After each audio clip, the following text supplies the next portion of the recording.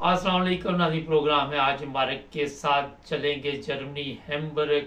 ताहिरा अरबाब साहबा हमारे साथ होंगी, मजहबी स्कॉलर भी हैं और लोग इनके प्रोग्राम काफ़ी पसंद करते हैं। अस्सलाम वालेकुम।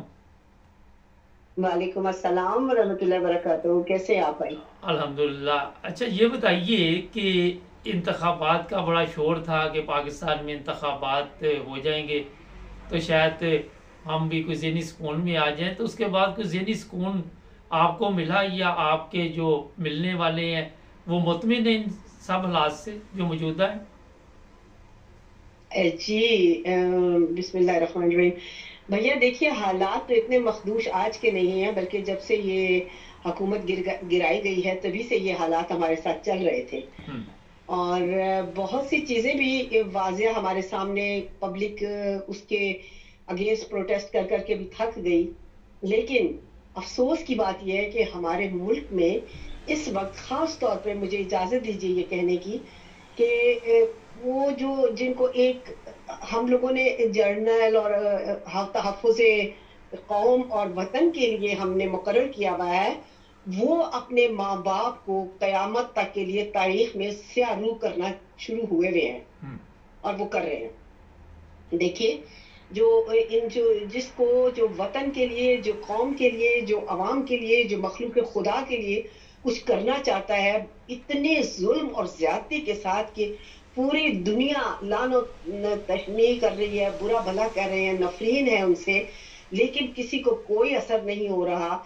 एक दनाते हुए मुजरिमों का टोला है जो कि वो समझ रहे हैं, अल्लाह मियां ने सूरह यासीन में इरशाद फरमाया है कि इनकी गर्दनों में तौक है और ये अकड़े में है, दाएं बाएं नहीं देख सकते, उसी में उलझ रहे हैं। यानी एग्जैक्ट आपको तस्वीर सूरह यासीन की जो परवरदिगार आलम सरजनश कर रहा है उन लोगों के लिए जिनके लिए बेड़ियां हैं, अजाब हैं, तकलीफें हैं, और हम लोग कलमा पढ़ के समझ रहे हैं कि हमने जन्नत हमारे बाप की जागीर है और दुनिया में हमने इब्लिसियत से ज्यादा गदर मचा रखा है। अब वो हमें पता था कि जब भी इंतखाब होंगे, इंतखाबात में भी यही कुछ हमारे सामने आने वाला था ना, जाहिर है।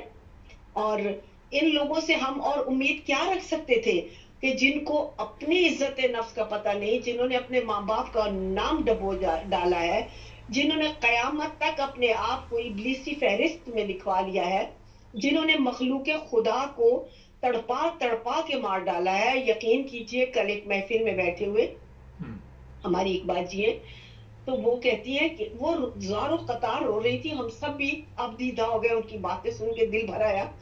कहती है, मेरे मुल्क के मासूम बच्चे तड़प रहे हैं, एक वक्त की रोटी को तरस रहे हैं, तड़प रहे हैं, बेपास है, बिस्मिल है, लेकिन ये जालिम एक शख्स को खत्म करके उसकी पूरी की पूरी उसके साथ जो कौम है उसको फना करके गोलियां मार के और अपनी अजारादारी कायम करना चाह रहे हैं। तो आप देख लीजिए भैया, ये तो खुल्लम खुल्ला शैतान और खुदा का मुकाबला चल रहा है कायनात में। लेकिन फतह तो हमेशा खुदा ही की होती है, वो उसको ढील देता है कि तू जितना कर सकता है कर। आज जो हालत बना रखी है उन लोगों ने, ये तो भैया हम बात करें तो किसी ऐसे से करें कि जिसमें कोई इज्जत नफ्स हो, कोई गैरत हो, कोई वो एहतियाज हो अपनी ज़ा के लिए।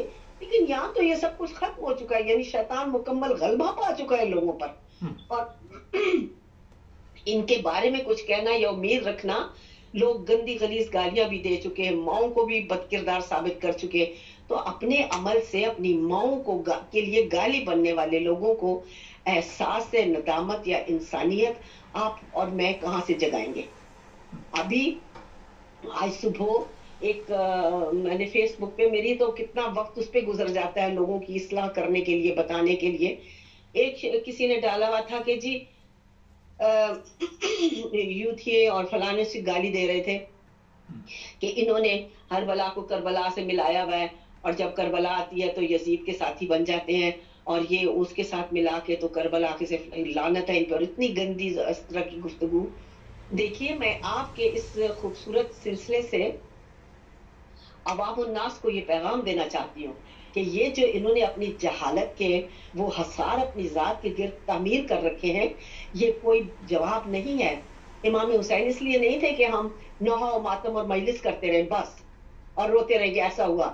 امام حسین نے ایک درس دیا قیامت تک، یار وہ محسن انسانیت ہے بھیا، انہوں نے قیامت تک کے لیے آپ کو تمیز سکھائی ہے زندگی جینے کی، یزید کے خلاف کھڑے ہو کر یہ بتایا ہے کہ حق جب آئے تو باطل کا ساتھ نہ دینا، اور آپ نے دیکھا کہ 9 لاکھ کی فوج کے مقابلے میں 72 تھے، اور آج بھی مثل امام حسین وہ شخص جو سچائی کے لیے کھڑا ہے، اس کے خلاف وہ 9 لاکھ کی فوجیں کیا اور پورے جتنا بھی مافیا کرپٹ ہے اس کے خلاف کھڑا ہے، اور وہ تنہا تکلیفیں سہ رہا ہے، اس کے ساتھیوں کو بھی برا بھلا کہا جا رہا ہے، ان کو مارا جا رہا ہے، ان کو اندر رکھا جا رہا ہے، تو آپ کے سامنے تو وہی منظر ہے۔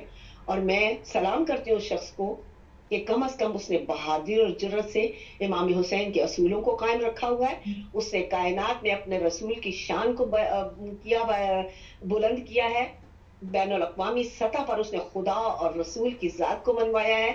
آج بچہ بچہ اس بات سے متعارف ہوا کہ سورہ الحمدللہ رب العالمین الرحمن الرحیم مالک یوم الدین کے بعد جب ہم خدا کی ثنا کرتے ہیں، اس کے بعد ہم اپنی بندگی کی انتہا ایاک نعبد و ایاک نستعین ہے جس کو بیان کرتے ہیں۔ اس شخص نے بچے بچے کی زبان پر یہ جاری کرا دیا ہے، کتنی دنیا کو بندگی سکھا دیا اس نے، کائنات کا ذرا ذرا، ملائکہ کی رحمت اس پر نازل، اس کی ماں پر نازل، اس کی پوری نسل کو سلام کرنے کے لیے قیامت تک کے لیے باقی موجود ہے۔ اتنی سی بات ان لوگوں کو سمجھ نہیں آ رہی، اور انتخابات کا بیڑا غرق کر کے عوام کو جو درد اور تکلیف دے رہے ہیں سامنے سرے عام نظر آ رہا ہے۔ اس سے بڑی گری ہوئی اخلاقی حرکت آپ کیا سمجھتے ہیں کہ اور کیا ہو سکتی ہے؟ اچھا، جی میرے 1-2 سوال ہیں، ٹائم بھی اب کم ہے۔ یہ بتائیے کہ یہ جی قوم کو کس گناہ کی سزا مل رہی ہے؟ قوم جو اس حالت میں پہنچی ہے، یہ جو جی گناہ ان کے اوپر، جس طرح آپ سمجھتی ہیں کہ اگر ایک اچھی قوم ہوتی تو ان کے اوپر ظاہر ہے سرپرست سپہ سالار سب لوگ اچھے ہوتے، تو قوم کا بھی کوئی قصور آپ دیکھتی؟ جی، قوم کا اس لیے میں قصور نہیں کروں کہ قوموں کو ہم خود تعمیر کرتے ہیں، وہ لوگ جن کے ہاتھوں میں عنان حکومت ہوتی ہے۔ آپ کے جو سروں پہ مسلط ہیں اگر یہ قوم کو بناتے، چند دنوں میں اس شخص نے ایاک نعبد و ایاک نستعین پوری قوم کی زبان پہ جاری کر دیا، تو کس کا اختیار ہوتا ہے؟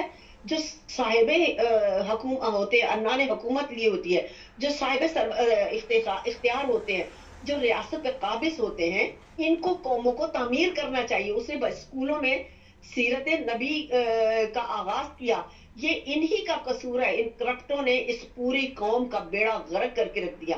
پھر آپ جاتے ہیں تو آپ کی قوم کو کہاں سے اس کو کوئی بھی راحت نہیں ملتی، کوئی بات نہیں ملتی، کیونکہ جگہ جگہ پر اس حکومت کے وہ کارندے بیٹھے ہوئے ہیں جو ان کی ٹریننگ اور ان کی فورسنگ، بےایمانی، دھوکے، جھوٹ اور دوسرے کا حق کھانے پر ان کو راغب کرتی ہے، مجبور کرتی ہے، اور وہ یہی کچھ کرتے ہیں۔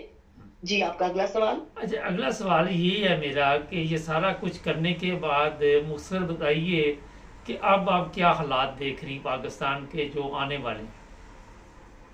جی، جس طرح یہ لوگ شروع ہوئے ہیں اس طرح تو حالات جس طرح 2 سال سے ہمارے سامنے آ رہے ہیں، خراب سے خراب، کرپٹ سے کرپٹ ہوتے چلے جاتے ہیں۔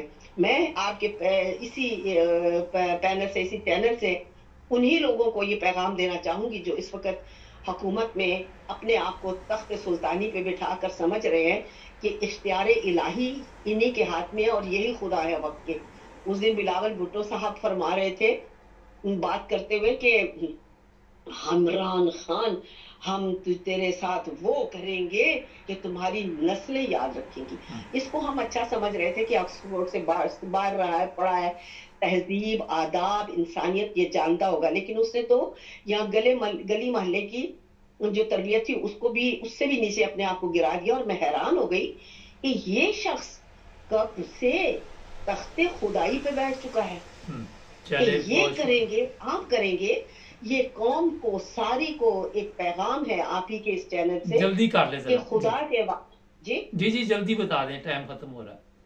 جی یہی پیغام ہے آخری کہ وہ اپنے آپ کو مضبوط کریں، خدا کے حکم کو مانیں، ایاک نعبد و ایاک نستعین کے معنی کو لے کر اٹھ کھڑے ہوں اور اپنے پورے کے پورے نظام کی اس کرپٹ مافیا کو ختم کریں اور اپنا نظام اس حساب سے چلائے چلے جیسے کہ بہت خدا شکریہ، کا بندہ اس کو بہت چلا شکریہ، رہا ہے تاکہ نجات پا سکے. بہت شکریہ. ناظرین،